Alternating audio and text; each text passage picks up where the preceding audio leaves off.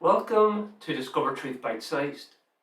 As we continue to follow the missionary journey of the Apostle Paul, we're turning to Acts of the Apostles, chapter 19 and verse 23. At the same time, there arose no small stir about that way. The first Christians, they were known as the Way. That was the title that was given unto them, probably based upon John chapter 14 and verse number 6, where Jesus said, I am the way, the truth and the life. No man cometh unto the Father but by me.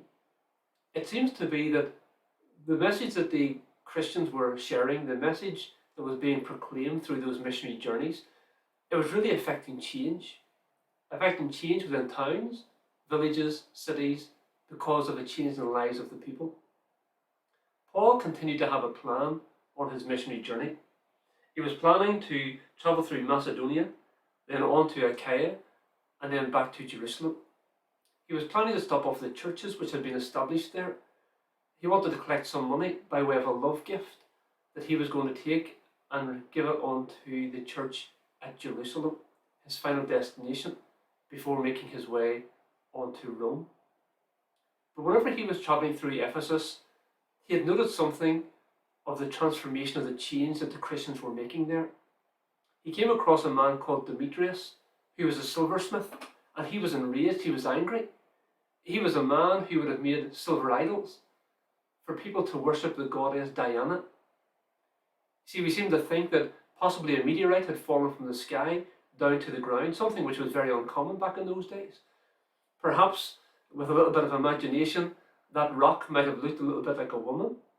Perhaps there were those who took it and they carved it or engraved it into the form of a woman, and it was worshipped as a false god or as a cult to the goddess Diana. And this silversmith Demetrius, he was making little small silver idols, selling it to the people who would have lived in Ephesus, and that's how he was making his living. But because of the power of the gospel, because of what the missionaries were sharing, because of the change in the people's lives, they were turning to God and turning away from idols. They weren't buying these false silver idols anymore. This man, Demetrius, had noticed a change in the situation. He had noticed a change in his business. Business no longer was booming. He was making a loss and he was furious. Could it be possible that by sharing the gospel in your community, in your village, could it affect so great a change that it would totally revolutionize what happens in your country or your town or your village? Could it be if believers were fervent enough about their faith? Could we see abortion clinics closing down? Could it be possible to see a change in our education system?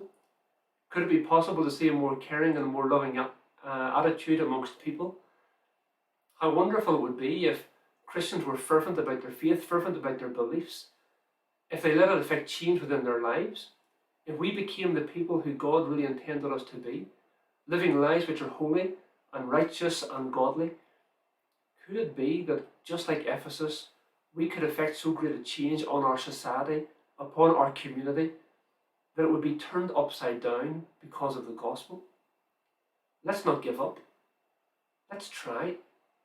Let's seek to effect change through the way that we live our lives, through the words that we speak, and ultimately praying that God would move by His Spirit, through His gospel, through His message.